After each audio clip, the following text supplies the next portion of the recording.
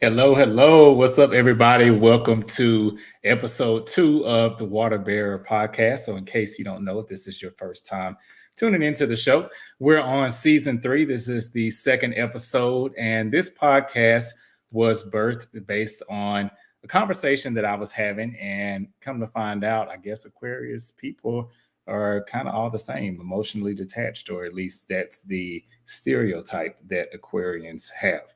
So, I decided, wouldn't it be neat to start a podcast to talk about the Aquarius idiosyncrasies as well as all of the other signs and how those interactions take place?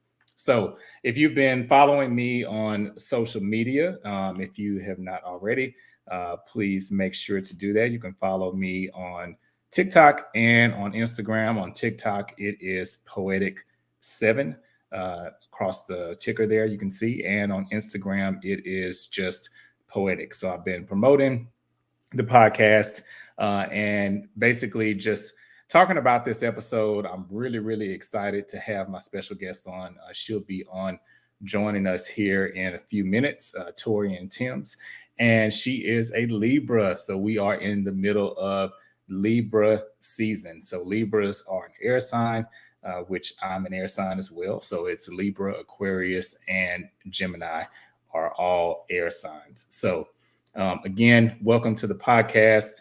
If you have not already subscribed and joined the family, ask that you please do so if you like what you see and what you hear. And thank you to all of those who have subscribed and listened for the audio as well. So in case you're not aware, if you're maybe on the road in the car, you can also listen to the Water Bearer podcast on Spotify, YouTube Music, even Audible, Apple Play, all of that. You can listen to all the major streaming services. And you can catch the drip every Thursday here at 7 p.m. Central Standard Time. And one of the questions that I always ask, I'll go ahead and mention this here as we're waiting on Torrian to join us, is, well, I shouldn't say always. This is a question I've started to ask for this new season, but your sign as a specialty drink. So feel free to leave this in the comments. I'm really curious to see what drink you would come up with to represent your sign. So I'll go ahead and go for Aquarius. I would say if I could come up with a drink for Aquarius, it would be something like a mint, jalapeno, pineapple margarita or mojito, something like that. Something kind of like spicy, a little bit of sweet there, like a kick, but just kind of weird too. Like you probably wouldn't see on your everyday drink menu because Aquarians are a little quirky. So, so again, we're kicking off this new season here, and I would really be remiss if I did not say this. So earlier this year, some of you may have, if you follow me or if you watch the show and we're friends, then you know about this. I lost a really close friend earlier this year, back in April. He is a Libra, and so we're in the middle of Libra season. So this weekend coming up is really bittersweet. Planning on getting together with a few friends to celebrate his life. But his birthday will be this Sunday, October 15th. So, and I'm talking about Bruce August Jr. That passed away. So definitely missed and forever loved, cherished in our hearts. So on a serious note, make sure that you're telling those people in your life, those special people, how special they are while you still have time. I had the privilege of being able to tell Bruce how I felt about him and, vice versa. But sometimes we don't get that chance. So it's a good thing to take advantage of it every time you get. So one thing, and we will dive into, so just switching gears a little bit. So I don't typically go into the hot topics of social media and just celebrities, what have you, too much on this show or on this podcast. But I will say that I feel like today is a great time to talk about some of the things that have come up in the news here recently.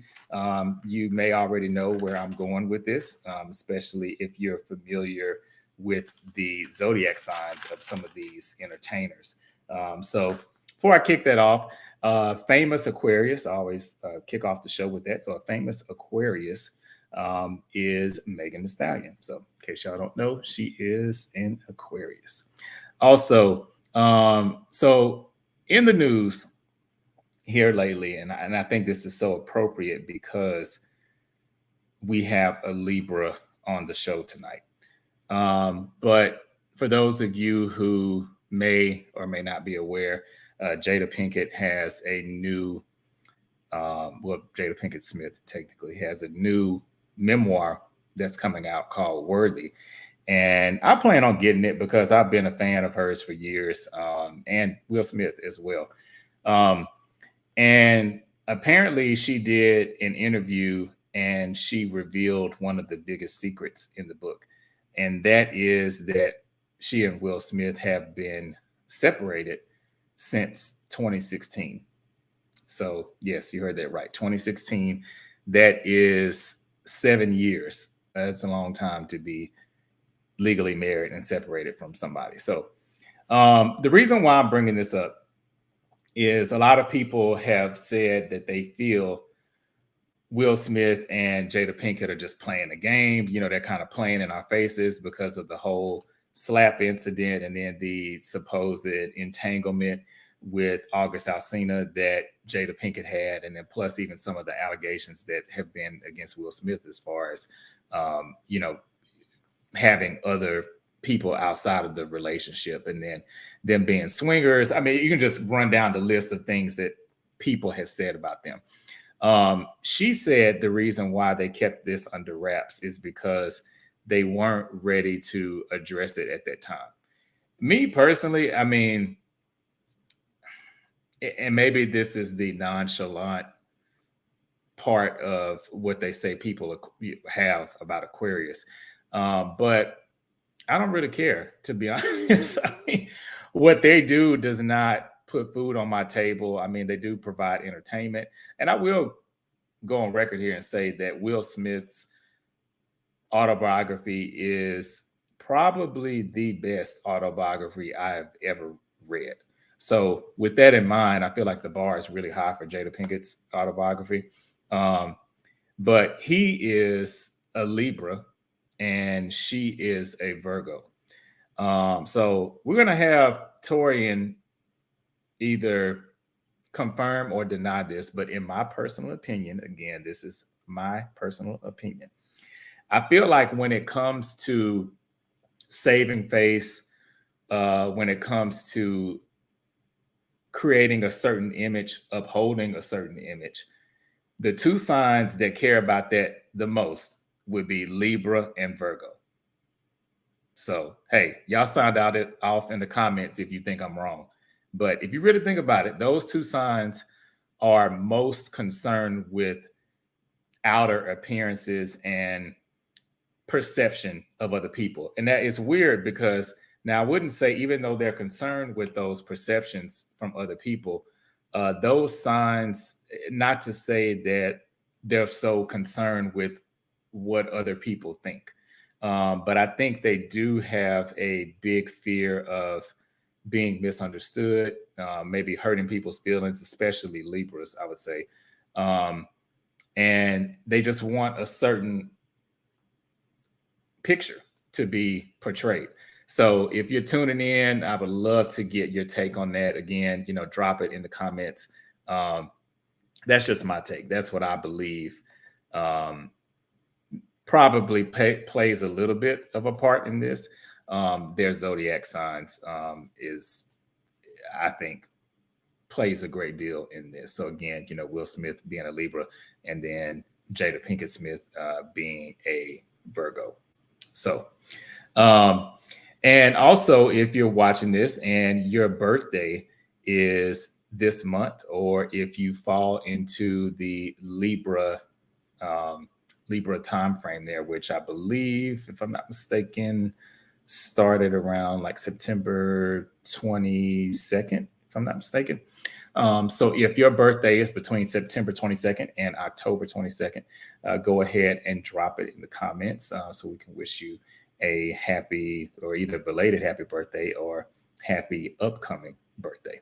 So yeah, as we prepare for Torrian, I'll give you all a little bit of her bio. Definitely want her to give some information as well, because I don't want to miss anything. So Torrian has so many hats. I actually was connected with her through my friend Akila Renee, who I wrote the book Only for One Night with. And Akila reached out to me and she said, hey, I have this friend who's interested in being on the podcast when you talk about Libra. So I said, okay, cool. So I checked her out, checked out her page. She has a lot of great things going on. She has her own podcast as well that is called Sistas with ADHD. She helps women, particularly in the African-American community, deal with just kind of everyday life and specifics of ADHD. So definitely excited to have her come on and talk about that. Here are her social media handles that are scrolling across the bottom on the ticker there. So definitely make sure that you follow her, check out everything that she's doing. She's also having an event if you're here in the Dallas area. I'll be putting that in the description of the video once this is posted, but it will be on October 21st. So she'll be able to come on and speak to that in more detail. She's also an education administrator. So she's also a member of Delta Sigma Theta Sorority Incorporated. So part of the Divine Nine there. Hence, I got, a little bit of the red vibe here going on in the background. So she has so many hats, and I'm just really, really glad to have her on here tonight with us. So I will go ahead. I see that she has come in the feed here. So I'll go ahead and bring Torrian on. Hey. What's up, Carlos? How are you? We finally made it. I'm great. How are you doing? I'm good. Thank you for being on. Things. I'm excited. Hey, I'm excited too. I was just giving your bio, but I definitely want you to be able to speak to the people so they can see and hear for themselves, like all of the many hats that you wear. Doing too much, basically. No, that's a good thing. No, you're doing some great things. Just doing too much and not enough, right? I love it. So my name is Torrian Timms. I'm a native of Dallas, Texas. Okay. Both suburbs and inner city, because people be like, what part of Dallas you from the Cliff? I'm not from the Cliff. That is true. That's the go-to. People are you from the Cliff? No. I am not. No, I'm not. But shout out to the Cliff though. Right. But by daytime, I'm actually an educator. I'm an assistant principal. I teach your kids, with love and kindness. Okay. And at night and all other times of the day, I'm the founder of a community called Sistas with ADHD, which is a mental health advocacy group for Black women who are living with ADHD, whether they've been diagnosed or not. And on top of that, I'm just an overall creative and just, fabulous ass chick. Here I am. Hey. Period. Amongst other things. Hey, those that's are the awesome. top two right there. Okay. Oh, and if you want to, you definitely feel free to speak to your event that you have coming up on the 21st. Yes, you're welcome. You're welcome. Here's the thing. I've been doing some stuff. I did a couple of TED Talks. Hold on, Dan. No, you look good. No. I've been moving too fast trying to get it. I said, Carla, I'm late. I've been knowing about this for 2 months. Okay. No, you're good. So I've done a TED Talk. I've been able to build a pretty big online community of women who are trying to really get resources, accessible resources for their ADHD journey, and just to, how do I get diagnosed? Once you find out, what do I do? And so I was trying to see if I could shift a little bit to start building local hubs where these women knew who each other were, right? Because your community, to me, is the most healing thing that we can do. I always say Black folks been healing themselves with the power of community since forever. Okay, Montgomery bus boycott. We don't do that without a community, right? Right. And so October 21st, I'm going to be having my first in-person event called Brains in Bloom. And so we blooming. It's an event catered to neurodivergent women. If you don't know what that means, just Google it real quick, okay? Hey, right. Divergent women, especially those living with ADHD. And so I'm having an anti-small talk mixer where we're going to be talking, but I'm going to curate it to where we're not having those surface level, superficial conversations, because me personally, I hate small talk. I want to know what your 10-year-old, I want to know what your second grade teacher told you that shifted your life, right? I want to go deep. So I want people to have those deeper connections. We're going to be having a panel discussion. And above all, we're going to have vendors there, mental health resources, as well as retail vendors that I feel like everybody there can really help you on your ADHD journey. I'm going to feed you a little bit. I'm going to have a little cocktail or two. I'm doing what I can. So this is my first one. I would love to see you out if you love somebody that has ADHD. If you have ADHD, if you're raising a little girl with ADHD, this is for you. So that's awesome. Come on out. hey, and I'm gonna put the information for the event in the video description once this uploads too, so people will be able to now be posting. Of course, you're welcome. Yeah.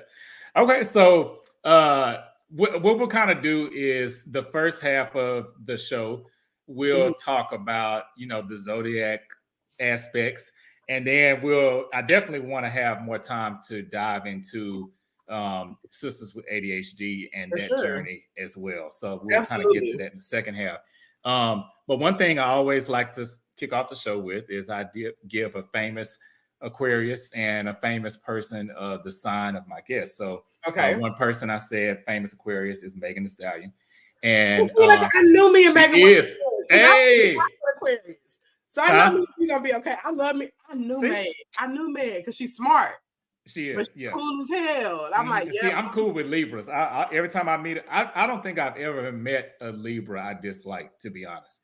Well, and you know what? I didn't meet a lot of Aquarius in my earlier years. I said it like I'm 50 or something, but I didn't start meeting Aquarius until I turned about 30 years old. Okay. When I met my first one, I said, "Oh, y'all my people." Like, hey. We're air signs. Yeah, understand. Like, it don't take much. We're gonna have a good time. We're gonna laugh at some funny stuff. So yes, shout out to Meg. Hey, that's what's up. Okay. And so a famous Libra is Will Smith. Be nice to me now. Who you got? No, I said Will Smith. That's a big one. Will Smith is a great one. Yeah. And I think he really embodies the ADHD. Oh, he has ADHD too, just for fun, but he really embodies that, like those Libra traits. He's a lover boy. He's a lover boy going through. And I don't know, it just made me think about the Jada.PINK stuff that's hitting the fan. I'm like, Jada, stop doing this. Yeah. Okay, so so I'm glad you said that, because I just mentioned that right before you came on. So I don't do a lot of, I guess you could say, kind of hot topic stuff. But if it fits the show, I'll talk about it. We talking Will the Libra. What's up? Yeah. Hey, okay. Now, and Jada's a Virgo. So, and you correct me if I'm wrong, but I feel, and when I say, let me preface this before I ask the question. I feel that it's not presentation as far as you caring what people think, but I think the two signs that are really concerned with how things appear to other people would be Virgo and Libra.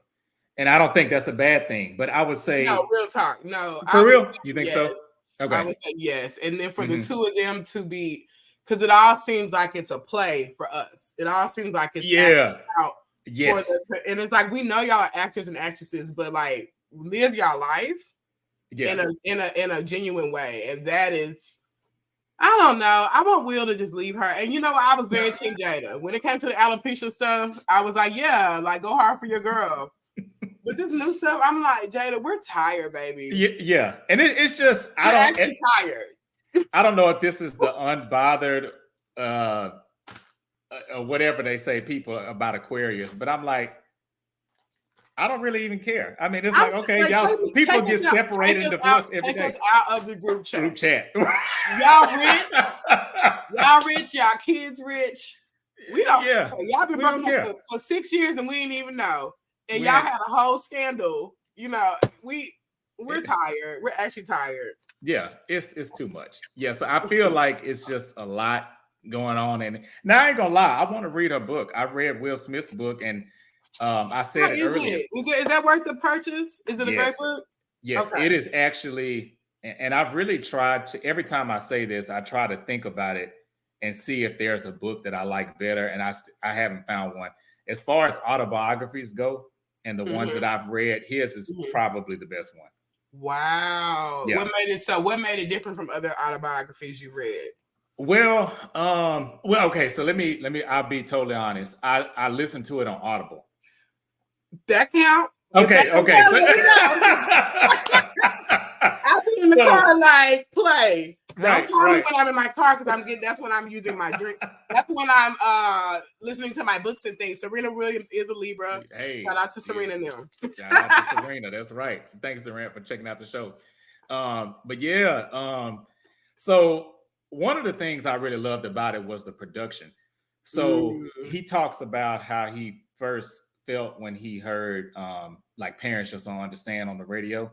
And he plays the noises of it's like these little sounds that they made like where he was working. And then they play a little clip of the song, but the clip has that radio static. I mean, just the attention to detail. Coming on in like the 80s. Yeah. Inspired. So his audio book was almost like a real podcast, like a real radio show. Like you were there with him in conversation. I love that. That's dope.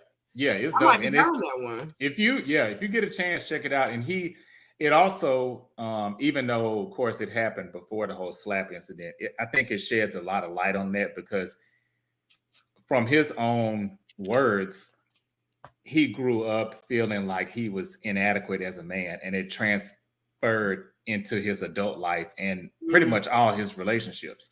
Wow. So it's like if you're carrying that around that you feel inadequate, violence would be the answer. Right.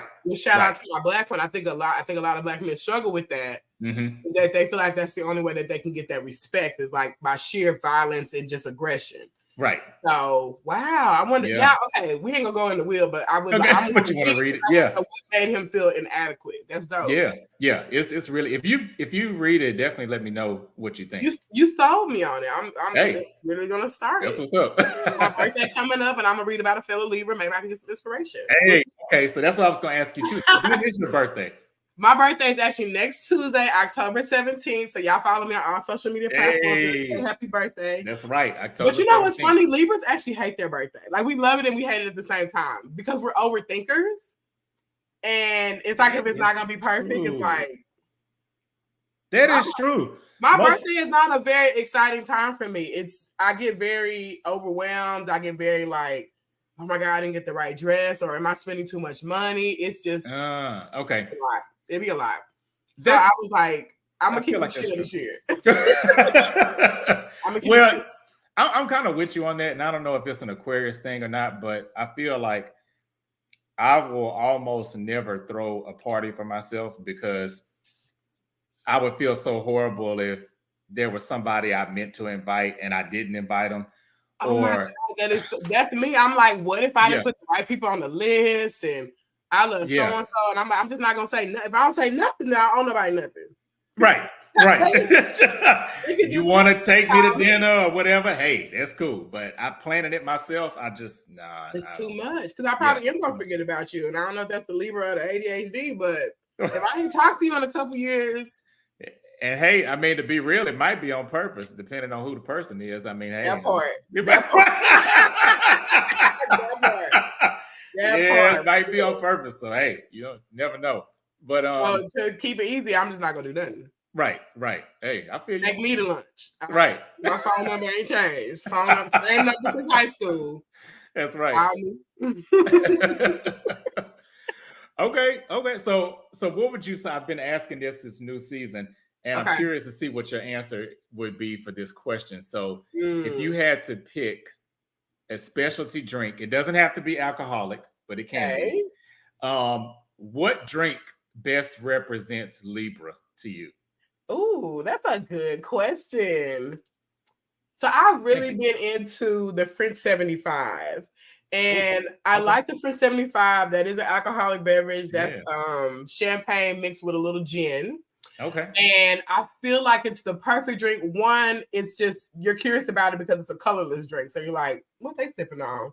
Mm-hmm. And I feel like it's eloquent, so it's not gonna mess up your nice outfit. And I feel like, they say gin make you sin, so it'll give you a little sexy. It'll give you a little taste sexy. Of it. Right. Not too much though, just enough to make you be like, okay. I want to know more. Right. I ain't putting too much out there. The drink not putting too much out there, but it's there. Right.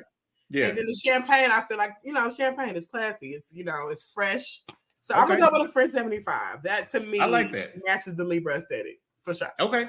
And I think that's on brand for a Libra, because I always say, to me, even the Libras I knew in high school and even into my adult life, because I'm kind of like you, where I've met more Libras as I've gotten older. Mm-hmm. You find your people. Yeah, that's right. That's right. But I think Libras are typically very good dressers. They're going to be one of the best, if not the best, dressed people in the room. Mm-hmm. They're kind of like just popular, and it's weird because I don't think Libra tries to be popular, but it's just people just tend to kind of naturally flock to them for advice, for a good time, because I feel like even in a party atmosphere, a Libra is going to be fun. Yeah, I'm telling a joke. Yeah. And it's so funny because I've always considered myself to be very shy. I actually do think I'm shy, but like you said, people kind of flock to the energy. Mm-hmm. But I don't know. I've never really understood why. But over time, I've just tried to accept, like, it's a charmingness that most Libras have about them. Yes. Where it's like, agree. I'm not necessarily going to be liking a party dancing, but I'm probably going to be telling some jokes. I'm probably going to be doing something funny because it just naturally comes to me. Like, that's just right. It's who I am. Right. Okay. Well, so this is a big one that I hear about Libra. So you can tell me. I think I know where this is going right here. I know where this is going. So I feel like this is a perfect time to pop this comment up. So Durant just left another comment, and he says, my rising sign is Libra. So he said, maybe that's where my overthinking comes from. So do you know your rising? You can break into that overthinking though, because it's okay. What's your question? Okay, well, I guess so. My first question is, do you know your rising sign, your rising and moon sign? I do. Okay. So my rising sign is a Capricorn. Oh, and okay. I think that's where the achievement comes from. That's where the I gotta accomplish that hard working. Okay. And then my rising is a Gemini. So I'm heavy on the air. Oh, heavy on the air. Yeah, heavy on the air. Okay. But to me, the funniest contrast is that me being an air sign for my sun sign, and then me being a Capricorn for my moon. I feel like I'm always in direct contrast with myself. Because the air in me is like, whatever. Right. The flow. And then the Capricorn in me is like, but no, we must, stay loyal. Do this and do this. Right. It's very weird. It's a very weird place to be. So yeah, I'm a Capricorn moon. Okay. Maybe I'll make me a little money one day. I don't know. Hey. I'm waiting on it. I'm on Capricorn. But yeah, Gemini rising. So okay. I'm trying to figure out where that Gemini part show up. I know it shows up just from the intellect alone, but like I don't feel like there's they be saying Gemini two-faced. They say they kind of go like both code. Yeah, and what's so weird is I've never really experienced that with Gemini. Now, what I will say is a Gemini will change their mind like nothing. Now that's me. That is me. No, really? You said that's you. I thought that was the ADHD. Maybe it's being Gemini. It might be the Gemini. Let me throw something else out there. I'm starting to see, and I might need to go get a PhD just to study this.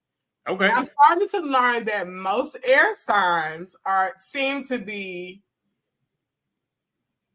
they occur more in the ADHD world. When I get to asking people with ADHD what they sign is, it be heavy on the air signs. I'm starting to be like, let me find out that everybody has some type of condition depending on your zodiac. Think about it. Are the Virgos the OCD perfectionist? Are Leos the narcissist? I'm just saying. And see, I'm double. So what's interesting too is I'm kind of double Leo because my rising and my moon is Leo. Interesting. But how Aquarius, did that show up for you? I think the passion part, because I think Leos are very passionate.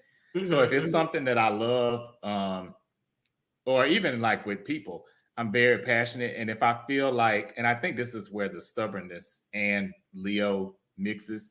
If I feel like if I'm giving somebody advice and I know I'm telling them the right thing, then it takes so much in me to not be shaking them and be like, come on.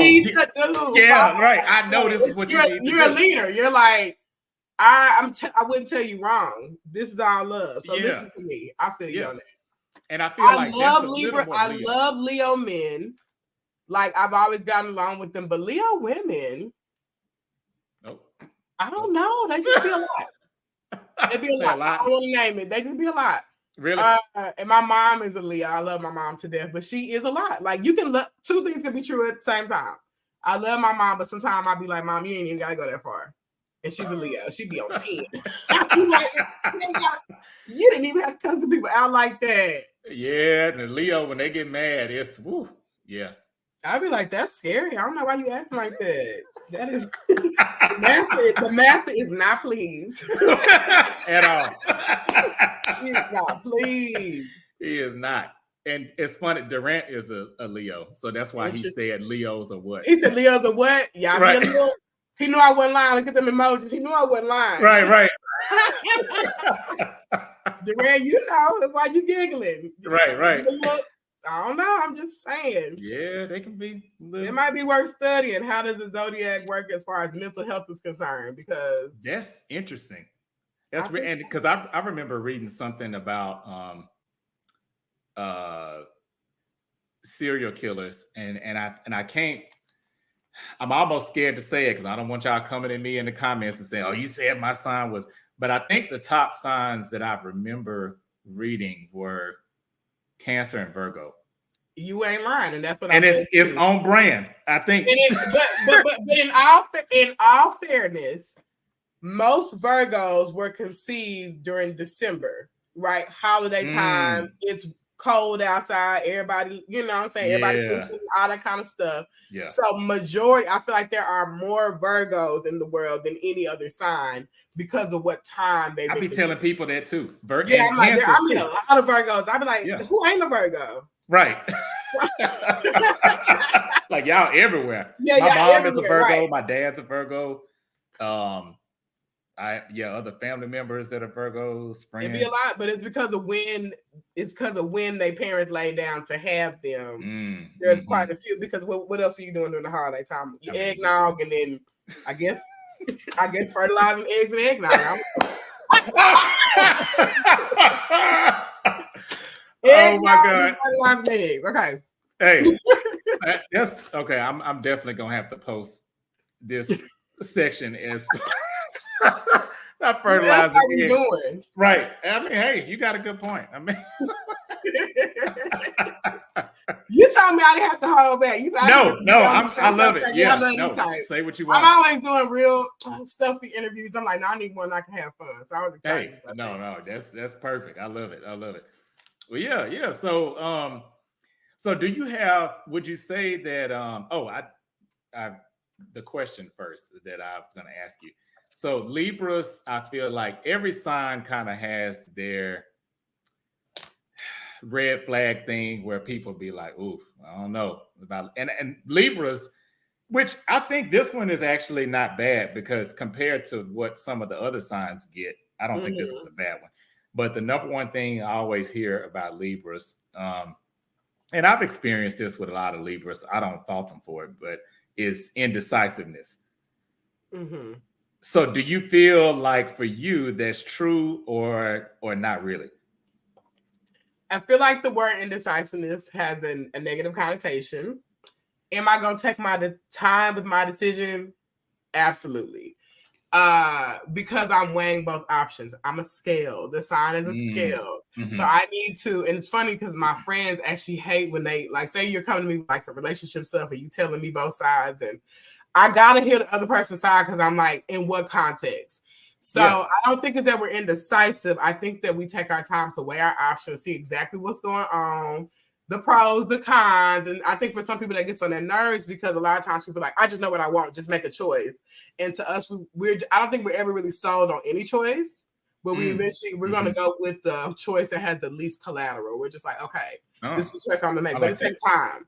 That comes out as indecisive because we're going to take our time doing it. When you see a scale moving, it don't be doing this. It's right. It be okay, you know, and that's just, and I feel like it makes in certain like fields and careers and stuff is actually a good thing. Like you don't want a judge or a lawyer who just making quick, hasty decisions. You want them to look at things clearly. As an educator, it's helped me. I'm gonna always see both. Even in relationships, I could be mad at somebody and I'm still able to. Okay, here's how I feel. Let me make sure I see how they feel. Okay, let me mull it over. Yeah. Okay, maybe I was wrong. Yeah. Maybe. You know what I mean? So I don't think we're indecisive. I think it just take us a little time to get there. If people would agree. Patient, people just be patient. Hey, that's true. I totally agree. We got a couple more comments, so this is kind of going back a little bit. So April, who's a Pisces, she says Pisces are at the top of the list as well as far as serial killers go. Ooh, I didn't know that. I love me some Pisces though. Yeah, they're cool. Pisces are cool. Yeah. But it's that, I think it's that emotion. Yeah, that's it. Yep. When you get them there, they on 10. You're right. The Pisces will pop off. Yeah. Pisces be popping off. Is that right, April? I'm a gentle Leo when I'm angry. Now, really? Now, see, I don't even know you. I don't even know you, and I don't know if you telling the truth. Tell the truth, shame the devil, Durant. I ain't never known a Leo to be gentle anywhere. Leo, yeah, Leo, I can't think of. Yeah, they're usually not really. The time. Not in an argument, not when they're happy, not when they sad. Everything is on 10. Tell me when y'all have. When are you gentle? You're right. So yeah, let us know. But yeah, so while we're waiting, I totally agree with you on that about Libras. I don't think Libras are necessarily indecisive. I think, like you said, you weigh out a lot of options. Now, you may flip-flop on the options before you make a decision, but I feel like once a Libra makes a decision, it's made set in stone. And it could be something as simple as getting dressed. I'll be like, okay, you could go these shirts. If you give this if you do this shirt, this is right. What you're telling. If you do this shirt, you giving this energy. I might put the one on that I thought and be like, that's not the vibe. And go back and forth. But by the time I walk out the door, okay, I feel good about myself. So good things take time. And that's the problem is y'all want to rush everything. Okay. It's slow and steady wins the race. Take y'all time. That's right.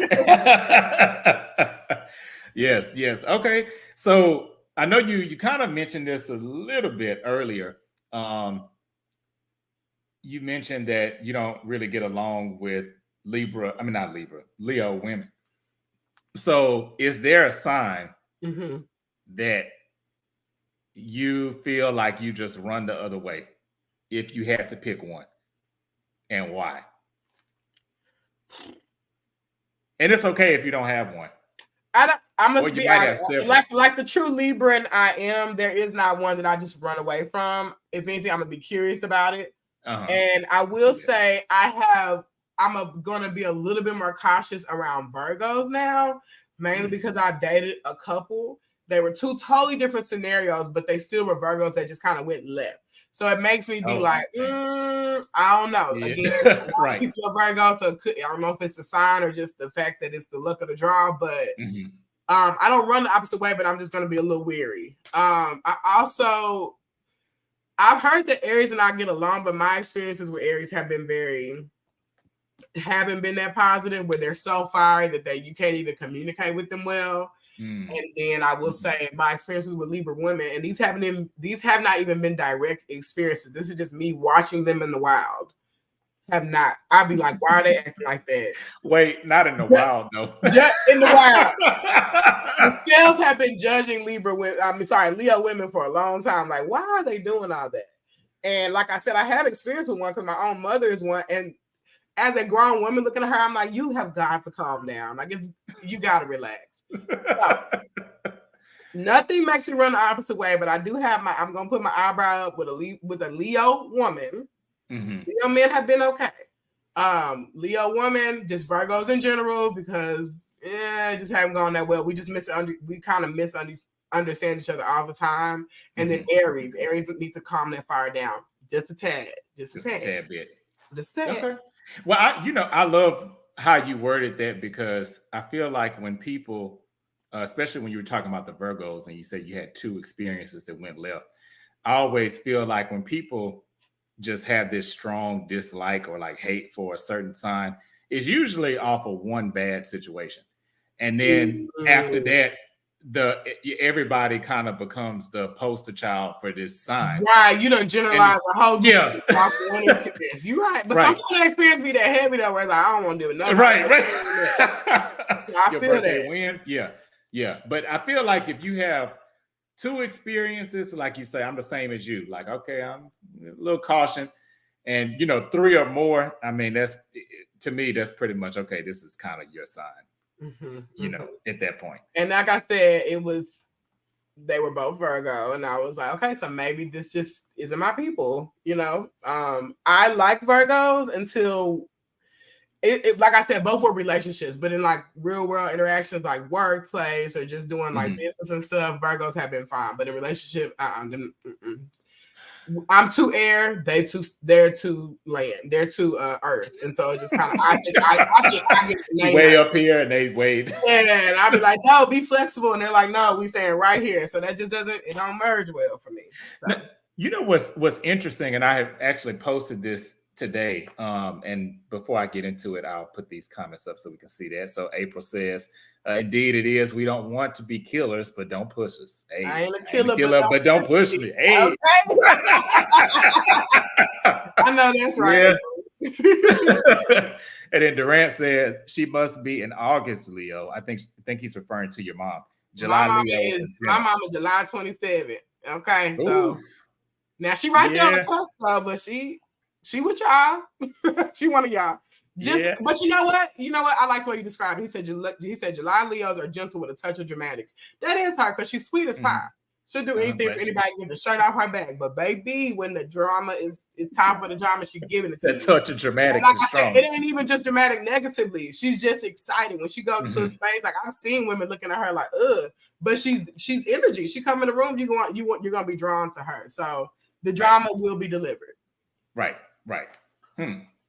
Hey, well, I think with Libras, and it's so funny that you say you're leery of Virgos, because my experience with Libras in the workplace, at least, I've had a couple of Libra bosses, and to me, Libra in a workspace almost kind of reads like a Virgo in the aspect of detail. Because I feel like Virgos are very detail oriented, and I feel like when it's time to do business, and that's one of the things I really respect about Libras. Libras are gonna check all the boxes. Right. I think that and I think in the workplace you also have to consider somebody's moon sign, because me in the workplace with that Capricorn, you ain't it is. Because I'm in the zone. I'm gonna have the eye for the aesthetic, for the vision, whatever we're trying to communicate. That's where the Libra part come in. But as far as the execution and getting things done, the assertiveness, I feel like that's where the Capricorn part show up. So okay. That's interesting that you say we read like Virgo. Maybe, possibly. Only in the workplace though. If we're passionate about it. Because I've been in workplace situations where I don't care. And I'm fully air, and I'm just like, I'm just here so I don't get fined. I'm just here to get my check. Right. Like, if I care about the work, if I care about it, yes. Details. Yeah. If I don't, I'm just here. Care less. Yeah. Okay. Wait, hey, that's interesting. Okay. So now I definitely want to make sure that we have enough time to talk about your journey with ADHD, starting Sistas with ADHD, and then especially that all of that in the Black space, because I feel like it's I imagine it's a whole different ball game when you talk about, Black people. And I watched your podcast last week where you talked about that, the Tuesday Tangent. Oh, Tangent Tuesday. Tangent Tuesday. Yeah. Thank you for tuning Oh, yeah, of course.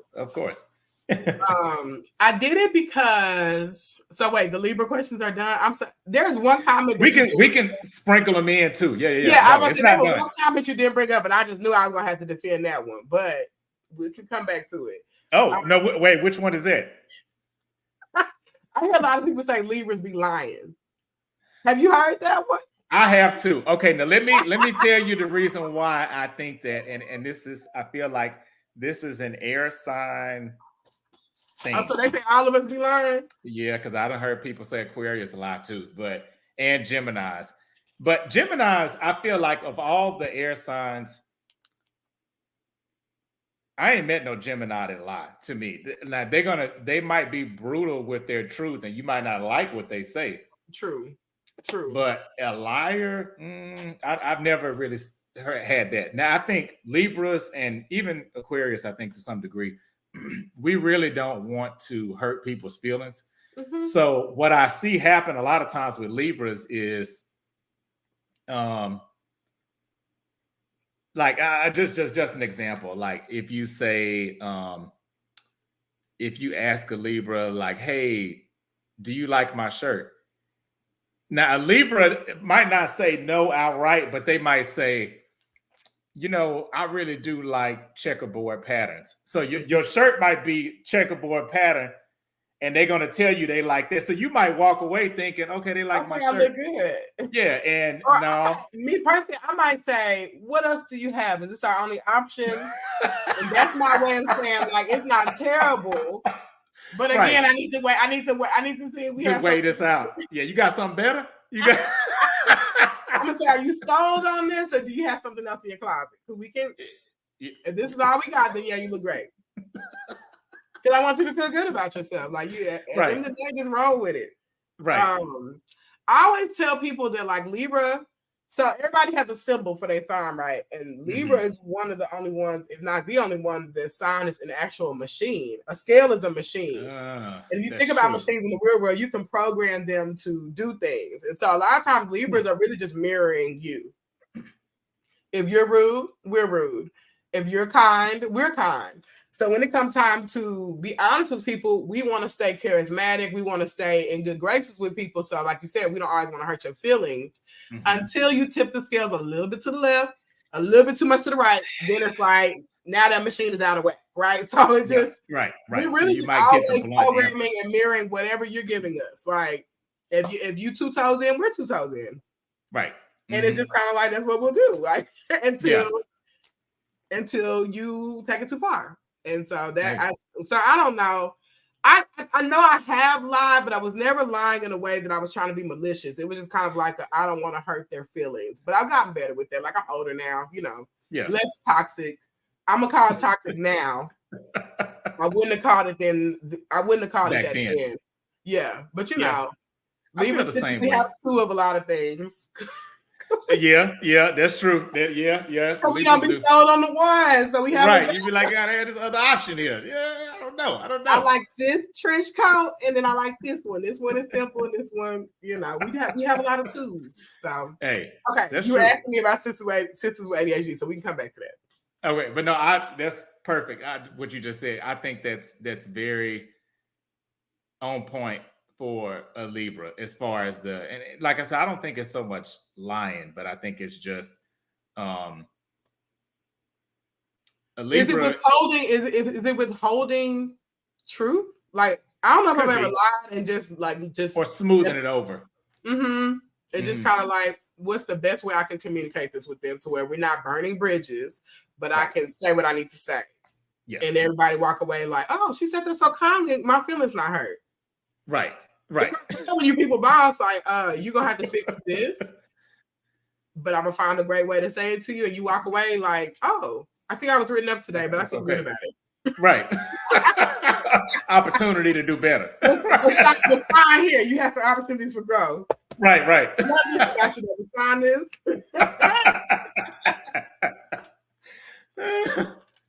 But yeah, Libra, you know, I feel like I think Libra one of the kind of slept on signs. Like you hear, I just feel like everybody gets so much love, right? And I feel like Libra's the kind of the ones that everybody's like, we don't know much about them. Kind of mysterious in a way. It's like if you know, you know. If you don't, I can see that.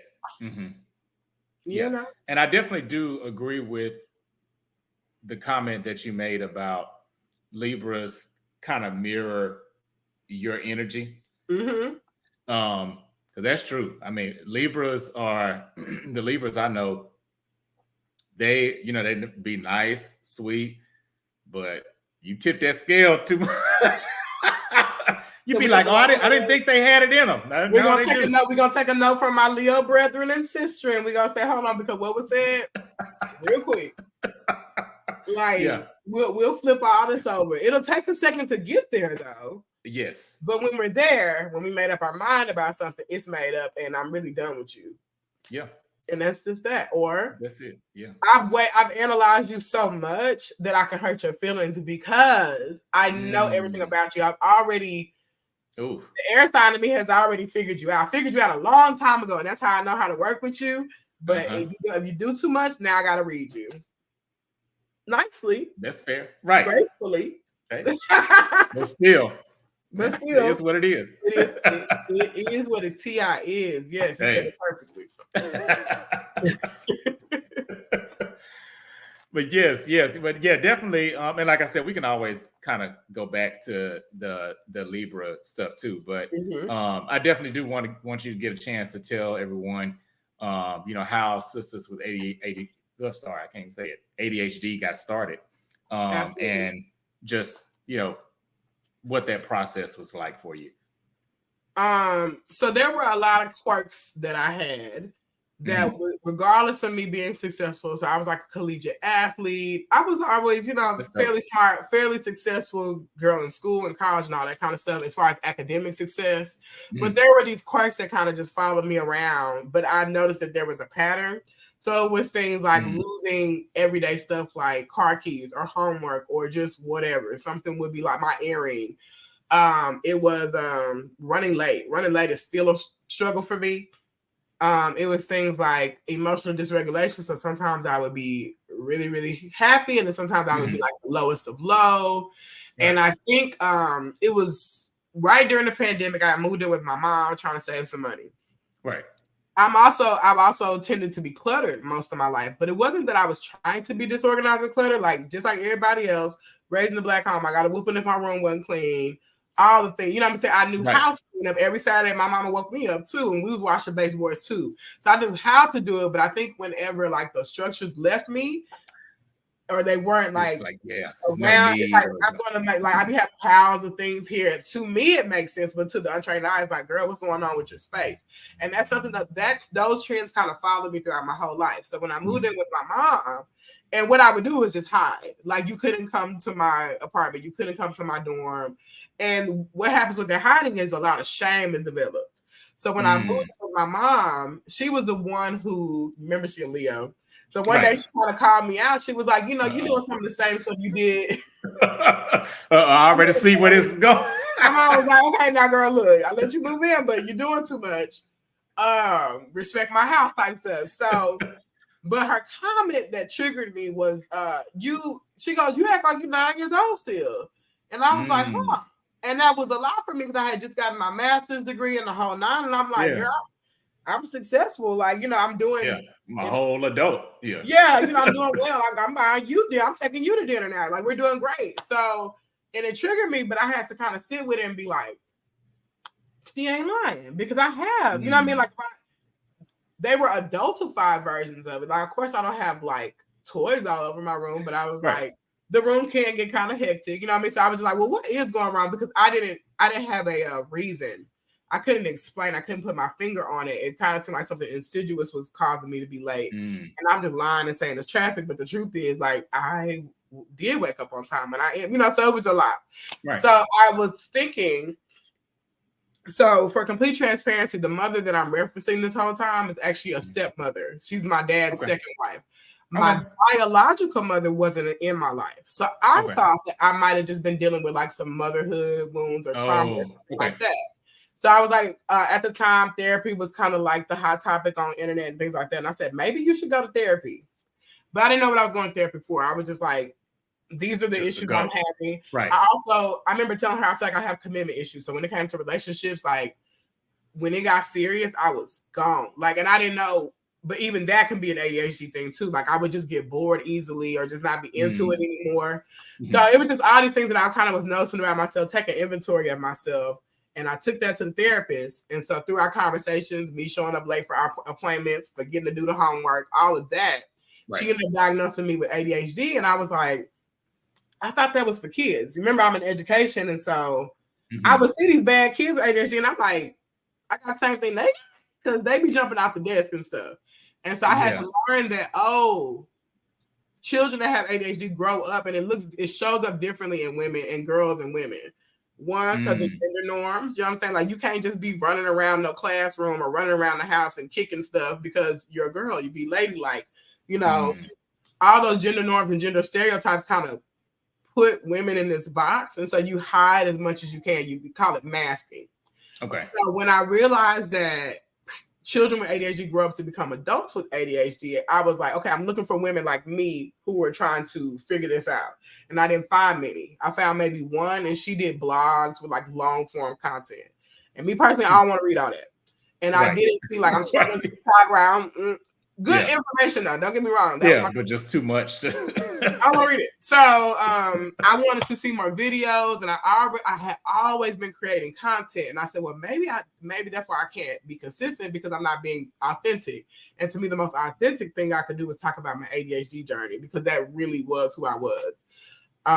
So I started Sistas with ADHD because I wanted Black women to know that they had a space that they could go to learn, to grow, to be in community, to feel safe, to talk about the ugly stuff, to feel safe, to talk about the stuff that people naturally don't understand because us as the Black community, we don't have a lot of room for differences. We're like, something wrong with them. They silly. They on the short bus. Anything different, we call it's deviance to us. So we don't have a lot of space for that. So you don't have a lot of safe space to really like share your journey and learn things. So that's kind of what birthed it. That led to an opportunity to do a TED Talk, and everything else just kind of been taken off from there. So, wow, that was a long way around my journey. But no, that's perfect. That's perfect. I mean, I think that you said a lot of nuggets there that people need to hear because, to be honest with you, when up until maybe 3-4 years ago, I thought the same thing about ADHD. I just thought if you have it as a kid, you either get medicated for it or you eventually grow out of it as an adult. Out of it. Yeah, because I thought there's no such thing as an adult having ADHD. And like you said, in the Black community, it's I know excuses. You just go sit down, or you're doing too much, or whatever it is, instead of really addressing like, no, this is an actual condition. And people have lost marriages and jobs and friendships and all kinds of things behind ADHD symptoms, but people have caught their symptoms and people think they're character flaws. Like if I'm running late, and my friends know me, bless their heart. Shout out to the community. Shout out to my support system because they lie to me about the brunch time because I'm gonna be late. They know their friends. They do. And so, but think about it, if I didn't have a caring group of friends like that, it makes me weary to meet new people because I'm like, I don't want them to think I don't give a damn. But sometimes I just try to get up super early and prepare soup. You know what I'm saying? I'm not that girl because it's still not fair to other people. But it could be translated as I don't really care about you or your time. And that's not necessarily the case. Right. And again, it kind of comes with accommodations. Like even like guys I've dated, they're gonna tell me a time 30 minutes before I need to, and it's just a relationship accommodation. Thank you. I'm struggling doesn't mean So I just feel like I wanted people to accept it about themselves so that they can navigate it the correct way. Because the way we've been navigating it up until now is just to try to not have it, to try to fix it. And there's no fixing because you were born like this. So what you can do is you learn systems and you learn support so that you don't have to struggle with it all the time. But it's better if you could just accept it for what it is so you can learn good ways. you can get medication, but pills don't teach skills. So, I love that. I'm taking medication Pills don't and teach focused skills. on the wrong thing all day. I'm taking medication and I'm online shopping heavy for hours at a time because I'm focused on the wrong thing. So you still got to have system support and skills so you learn how to really work with your brain, because there's actually some great things about the ADHD brain too. It's the things that everybody knows and loves: the creativity, the innovativeness, the charisma. All those things come with ADHD too, but it also has some drawbacks too. So I kind of wanted people to learn how to work with the shortcomings so that they can really highlight their strengths. So that's what birthed that space. And you know, where I'm going to now is like, I wanted to become a hub, if you will, where if you come to this site, you can find a therapist that works with ADHD, or you can find a coach, or maybe we have like monthly therapists that talk about certain topics, things like that. So we're growing and expanding right now. So I'm building a team. If what I'm saying speaks to you, reach out to me, because I'm looking for my people so we can really build this thing. That's awesome. Wow. That's really cool. So when you went through your own journey or your personal journey with it, was it something when you get, well, I guess it's a two-part question. How does somebody even go about getting tested to find out they have ADHD? And then the other part to that is, what was there a particular feeling, or was it just kind of more like, okay, well, now I know? Was it like more of a relief, or is it just, what do I do next? So I'm gonna answer the second question first and then the next question. So when I learned I had ADHD, to be quite honest, I forgot that my therapist even said it. That's how real ADHD is on this side. Oh, really? Okay. Because she said it, and then like we were on telehealth, so I'm talking to her through a screen like you and I are talking. And I think when I hit end, I was just on to the next, thing. Next thing. And I just went, another week passed, and so she came back and she was like, well, did you think about how you wanted to treat it? I said, treat what? And so she was like, your ADHD. Remember, I diagnosed you with ADHD. When I was diagnosed with ADHD, I was also diagnosed with depression, because what happens is a lot of those symptoms, when you don't know what's really going on, and like, come on now, I'm grown. I can't keep my house clean. I can't keep my apartment clean. None of my friends can come over. There's a lot of social implications that come with that. So I was also diagnosed with depression. So when she came and told me again, I was like, maybe I should look into this. And when I started reading and watching videos, I was like, oh my God. It was so eye-opening, because I was like, this is who I've been my whole life, but I didn't know. I got to just be the messy sister, or I got to just be the girl who ran late, because I think me being an athlete covered up a lot of stuff, because when you're an athlete, there's a lot of structure there. So you can't really be missing class and missing assignments. But the minute that structure was pulled away from my life, my default was to be the girl with ADHD. So it was a relief for me and eye-opening for me, to the point that I was like, OMG, I know people like me who probably don't know they have ADHD. I need to see what I can do to support them. So with that being said, if you think you might have ADHD, or if anything I'm saying like resonates with you, I think I would tell people the first thing you should do is take inventory. Because a lot of times what's happening is that Black women finally get the courage and the time and the push through to go see a doctor, and they tell them, oh, that's not ADHD, you just have anxiety. Oh, that's not ADHD, you have bipolar disorder, which is often misdiagnosed. So Black women are severely underdiagnosed and misdiagnosed. And the reason why is there will be something in your life that triggers these symptoms or exasperates these symptoms. But the truth is they've always been there. So the first thing I think people can do is take inventory of like, so let's say disorganization is one of my struggles. So let's say being disorganized. Maybe I didn't really start seeing it until I had my first apartment and my first job that took up so much time that I wasn't able to keep up with things, so I'm all over the place. Classroom messy, apartment gets a little messy, all this kind of stuff. So, but I had to go back to like, did you have a struggle in the dorm room? Oh, wait, you did. Did you have a struggle as a little girl, 9 years old, like my mom said? Oh, wait, you did. So when you go to the doctor, you're not saying like, oh, me having my first baby is the reason that I'm feeling overwhelmed and burnt out. No, you going to the doctor is not. You having the baby is not the reason. It's always been there, but you need to be able to tell your story. Because if there is a unique event, they'll be like, oh, that's just this, take this pill, and they'll send you on your way. They need to know, no, I've struggled with this my whole life. So once you kind of take inventory, you'll be able to go in and say, this has happened several times throughout my life. Then now the conversation looks a little bit differently. And then from there, you want a lot of people talk to the general practitioner. You can. Thank you, April. You can. Awesome.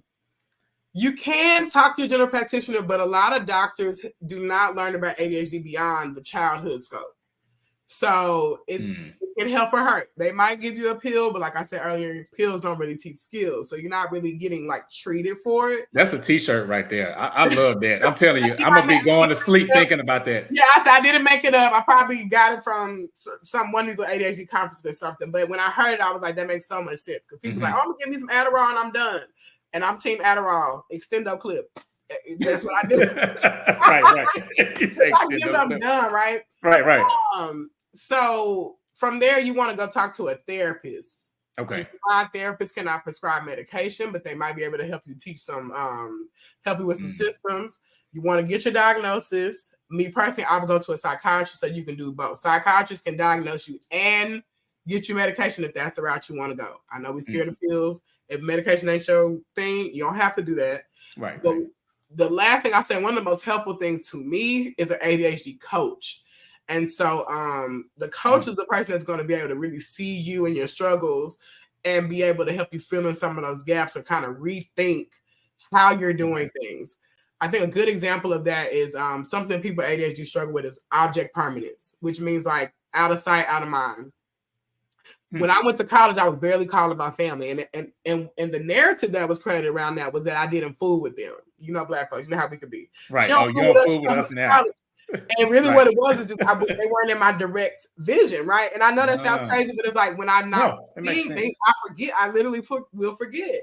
And so what I have to do is set reminders on my phone and say, call your mama. Because you can't go months at a time and not talk to your family.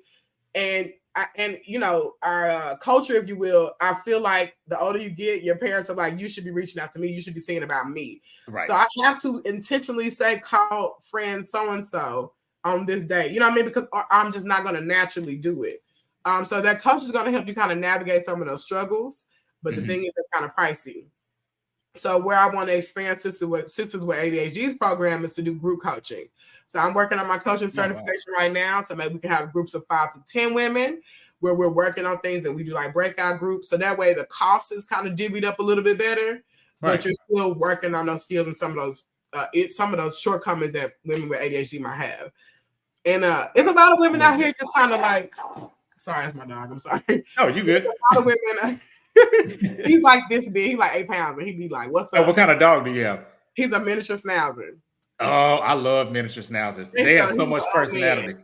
And man, say he be running up on big dog. I'm like, right. I'm saying, no baby. They have no fear. Like they're not aware. Yeah, he be like, what's up? Don't run up on my mom. Man, walk up on me. He be like, I don't know you. We ain't never smelled you. Right. Who are you? What was I saying?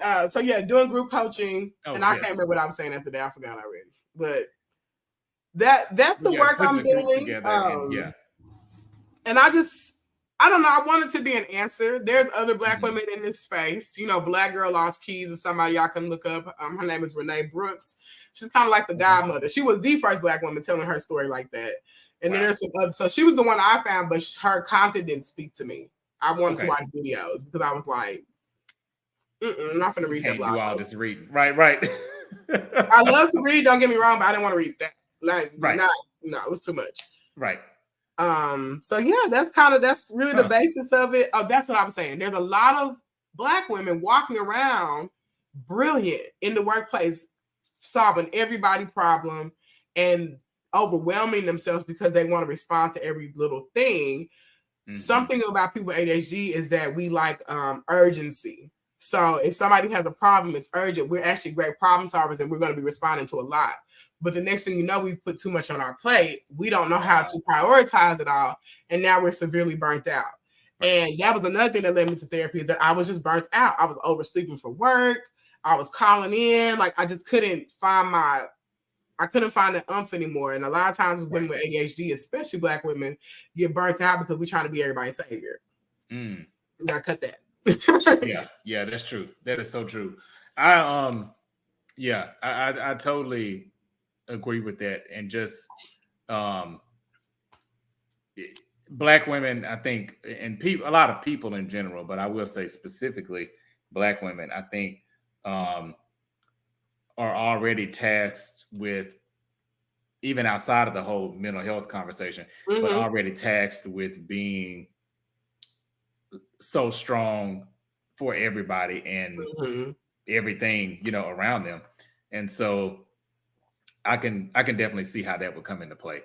Yeah, and it's so funny, like just part of my personal journey. So I'm getting ready to turn 35. And it's so funny that I'm finally coming to terms with, like, I think I went most of my life thinking that I was unworthy of marriage. So I think that was one of the reasons that I was kind of the way I was navigating relationships was like I was in them, and then when they got kind of serious, I'd be like, I won't be able to fit that mold that I had learned the wife was supposed to be. Like, oh, you got to be able to cook and clean and da-da-da-da-da. It's almost like, because I can do those things, but they're not my strengths. Like, I'm definitely somebody like, we need a housekeeper. Yeah, right.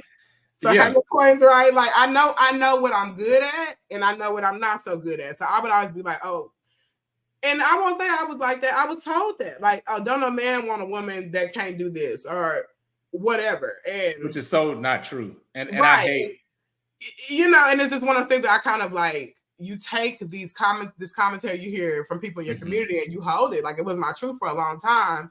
And it wasn't until going to therapy that I was like, oh, wait, your value cannot be tied to whether you want to cook every night or not. Because I'm not going to. Like, I won't do it for myself every night.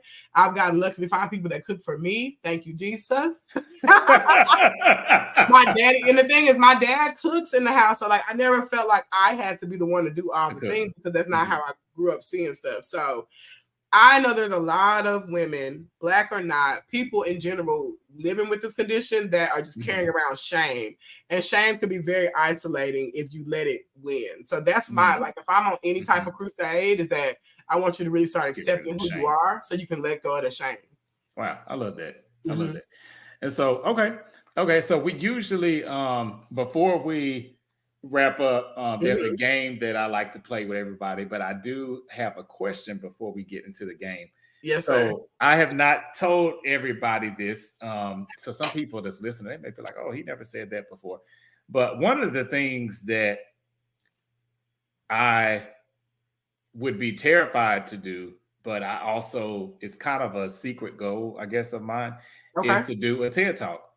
So when I saw yours and then you mentioned it here, I'm just curious, like, was that something that you always wanted to do, or was it something that just kind of fell in your lap and like, oh, here I am, definitely fell in my lap. In my lap, but when it did, I knew I needed to do it because give me 1 second. No, chill out. Because he be growling at the dog, and it be the biggest dogs that he growl at. I'm so sorry. So no, you good. It fell in my lap. So I always knew my voice was powerful, but I didn't know it was powerful in the sense of, like, to speak to people, like large groups of people. I just knew I had a voice that when I spoke, it commanded the room. It just did. It just naturally. Right. And so my friend sent it to me, and she was like, I think you should do this. And I said, girl, I ain't never spoken from outside the East. Right. I ain't never really. I just came to say happy Easter Day. Right. I'm a teacher, and I would do pep rallies after school and things like that. Yeah. So there were moments.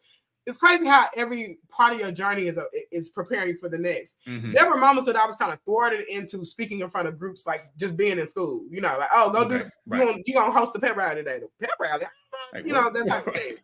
So when my friend sent me, the opportunity, I was like, ooh, I don't know. And the person I was dating at the time, she was like, you need to do that. And I was like, you're right, I should. I'm gonna have to go deeper.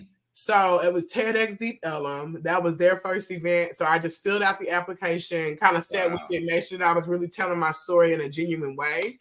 And then I was lucky enough to have a friend that had done a TED Talk. So I kind of like forced her to be my coach throughout the whole thing. And they themselves coach you too. And it just kind of. Oh, I didn't know they offer coaching too. That's cool. They do, or they should. The way it's set up, like there's a whole, like, you can look it up yourself. Honestly, you could host a TED Talk. Like, you can host a TED event. A TEDx event can be done independently by anyone. Oh. But it just has to be licensed by TED because all the footage will belong to TED. So it can go on their website. Okay. So if you go on TEDx.com or TED.com, you type in Torrian Timms, my video is actually theirs, but it's me. So people reach out to me when they find it. Okay, got you. So I will keep you in mind because I think 2 years ago there was a TEDx DeSoto. So the events happen. Wow. You just have to, I think it's just a matter of people seeing it, you positioning yourself to know. And then I would just periodically check the TED website because you can say find a TEDx event and then type in your zip code and it'll say like what around you is showing up. So. Oh, that's awesome. Okay. Still in my lab, but I think it was ordained by God himself because I agree. This year kind of has really kind of taken off with just opportunities for me. So I'm grateful. That's awesome. That's awesome. Okay. Before we get into the game, so April left a comment too. She says, I relate to literally everything you're saying for so many different reasons. This is so on point. So awesome. So April, if you're in Dallas, that means I'm going to see you next Saturday, October 21st. Hey, that's right. Come holler at me. We deserve each other. We deserve to be a community. So come on. I already know. You ain't got to tell me I know. That's Get right. it together right now so we can meet each other for sure. I love it. Okay. So the game that we'll play, and this will be kind of like the last segment. Ooh, I'm nervous. Okay. It's good. I promise. It's like you do great. It's called Dead in the Water. Okay. So it's a this or that thing. Now, usually with these games, like if you say like chicken or fish, you would tell me which one that you like usually.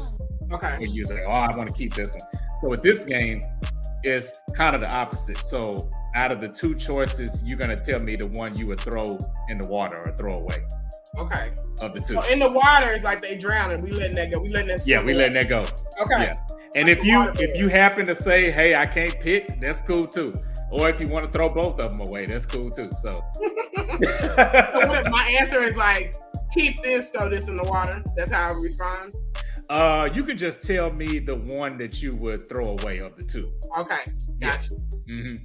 All right, let's do the first one. Listen, I try to tailor this to everybody. So I felt like I was one of the few people who did not get a chance to go to this concert, but I saw your pictures that you were at the Beyonce concert. And I'm on the floor next time. I can't believe I said no more. I gotta be on the floor. Okay. Right. I gotta go one more time before I leave this earth. Right. I can drop a stat, but we'll okay. So this is related to two songs from the Renaissance album. So Heated or Energy? Which one are you throwing in the water? Ooh, why I gotta throw one away?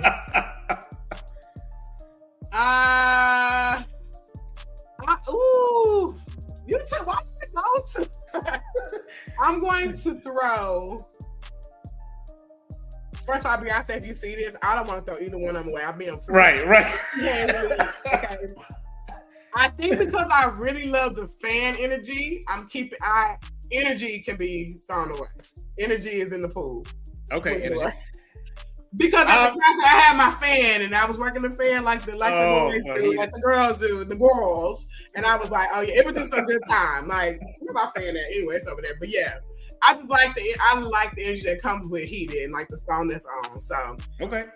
I love the ode to the queer community and all that kind of stuff. As a girl who's queer, I'm like, yeah, Heated just did it for me. I love that. Hey, that's cool.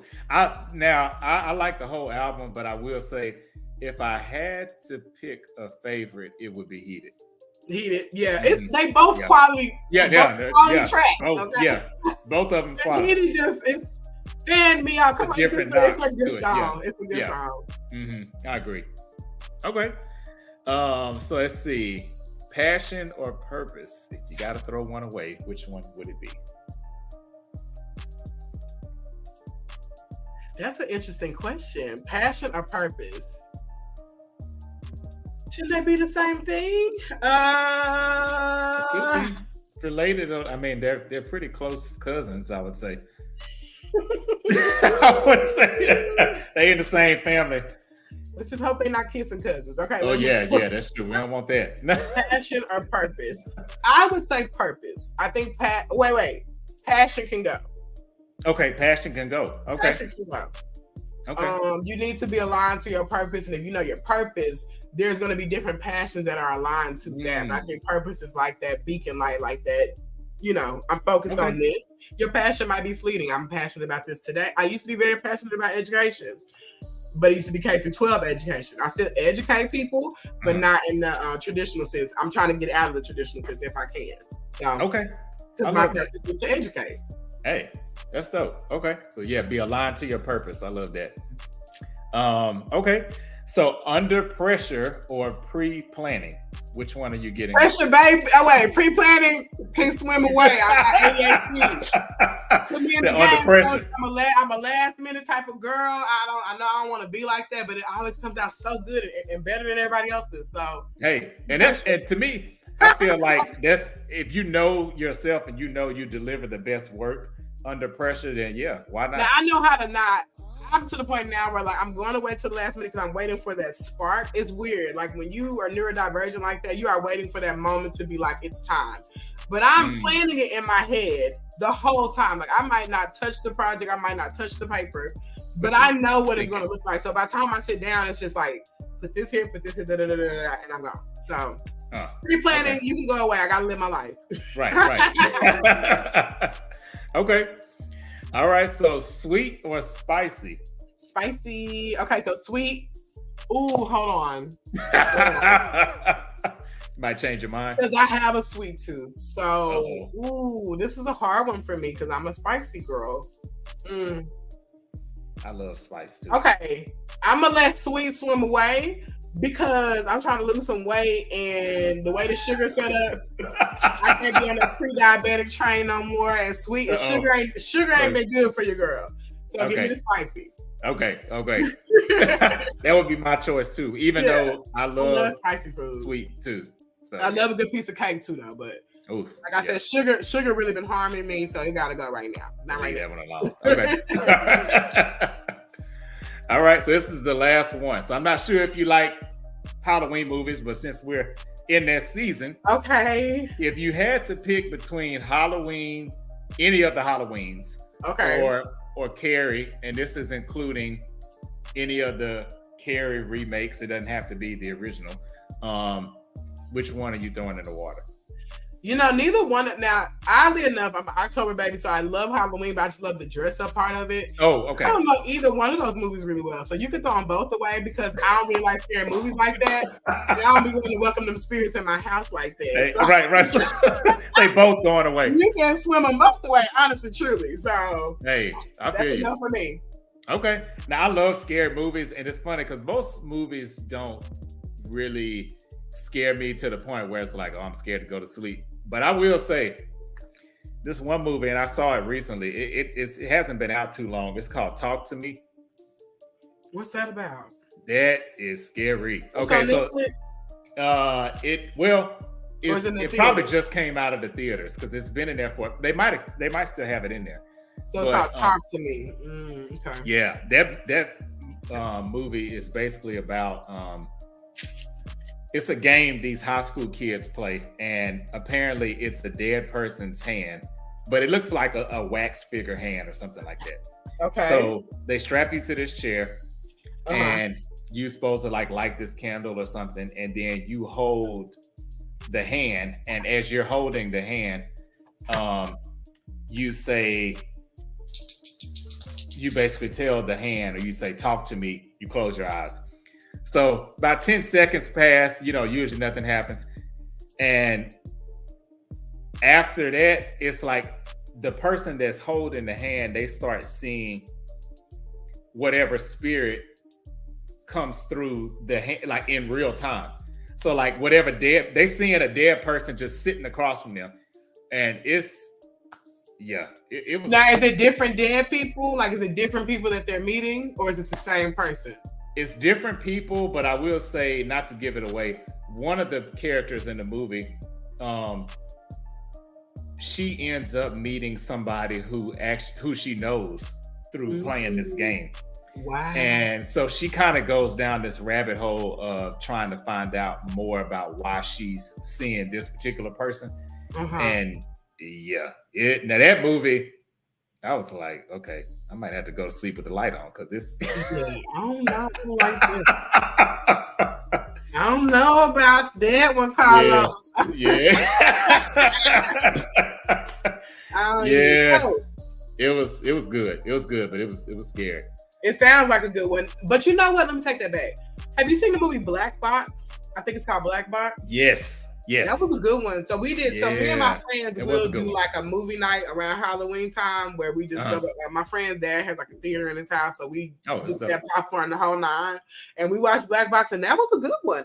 It was like suspense. I think I like suspense. I'm not big on the thriller. Like I don't like the stuff jumping out, but I like a good storyline and connecting dots. So I'm with you. I like that too. That was a good one. That's what's up. Okay. Hey, okay, so we have so fun. Thank you. I know, right? It seemed like the time just like flew by. It did. But yes, it has been fun, and thank you so much again for being on. And shout out, I don't know if she's watching, but shout out to Keela Renee. She was the link that connected us. Yeah, your line sister. Hey, Keela. I love it. And I remember, and it's funny how this came about. We were out one night and she was like, oh yeah, I just did this podcast about being a Virgo. And I said, okay, what do you mean being a Virgo? And I thought the podcast was about Virgos. She said, no, like my friend interviews a lot of people with different signs. And I said, well, do you have somebody for Libra? I said, because I need somebody that's going to represent us well. And so that's how the connection came. We were just talking and she was telling me how much fun she had. And I was like, that sounds really cool. I'll do it. You know, and that's dope. Yeah. And I'm so glad that she did. I am too. And it's funny because it was so on time because right when she told me that, I was getting ready to start planning the next season. Oh, wow. And I was like, I need a Libra. Because certain seasons, you know, you just do the schedules and stuff like, you know, you don't really get to have a lot of different signs, you know, all the time. So you don't do every sign every month? It kind of, I try to, like, because it's only 10 episodes a season. Okay. So I try to get every sign when I can. So like, you're only the second Libra that I've had on the show. And the first Libra, she was on the very first episode of season 1. So I went through a whole season 2 with no Libra. So I was like, you gotta bring this back. Love to Libra. So we on the odd season. Every other season. Right. You gave us a bye season, y'all. Right. Yeah, so I try to go watch the season 1, episode 1, and just see like season 1, episode 1, and kind of what you said about being a Libra. Yeah, that one actually was. It's funny. You probably would find that one interesting since you have a Capricorn moon, because it was a Capricorn on that episode and a Libra. I'm definitely going to go check it out there. Yeah, I'm definitely going to go check that one out.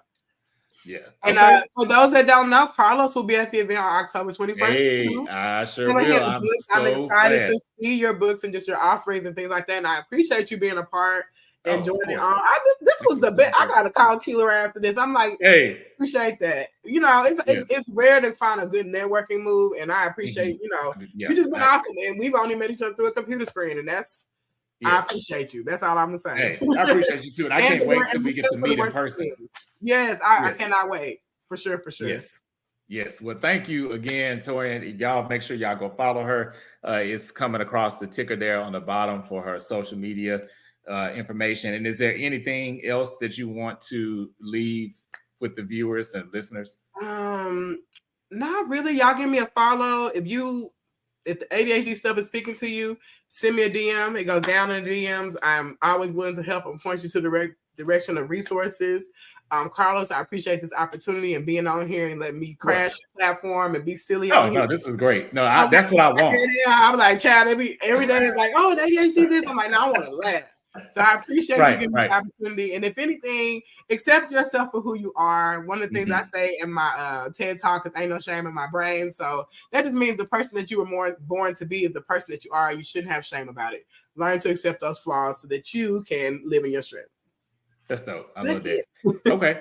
And I was having such a good time. I forgot. So there's 2 things that I started doing this season. So one of them was the drink. which we covered. But another thing that I like to ask everybody this season is, if you had to pick one thing, what do you think your sign's superpower is and why? I think Libra's superpower is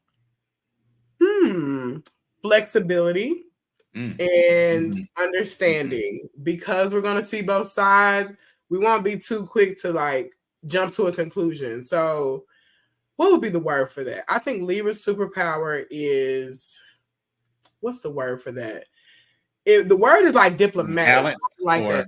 Maybe. Yeah, okay, that's what it is, being balanced. You're going to get a little bit of everything on the Libra side. We're not going to judge nobody. We are so non-judgmental because we're understanding everybody that comes to our space. So let me say that again.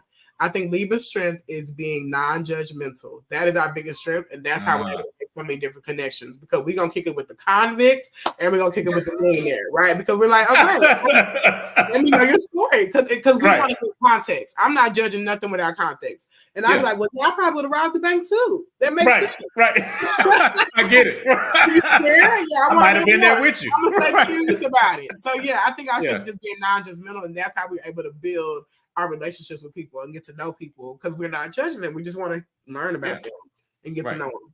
I love that. That's dope. Yes. Okay. Cool. All right. Well, hey, that's a wrap for episode 2. So those of you who may be just tuning in towards the tail end, thank you for watching, and go ahead and hit that subscribe. Hey. Let me get subscribed too. Let me hop on YouTube. Hey, that's what's up. Thank you. I'm gonna subscribe. Do you have a YouTube channel too? I do, but don't go over there yet. But I am. No. I do. I'm gonna subscribe to it. My YouTube is all about locks, because that's what I was talking about at the time when I started it. And I probably there's nothing wrong with that. I ain't there yet. And so it's the Water Bear Podcast. I'm gonna go find it right now. Okay, that's what's up. All right. Yeah, well, y'all have a good night.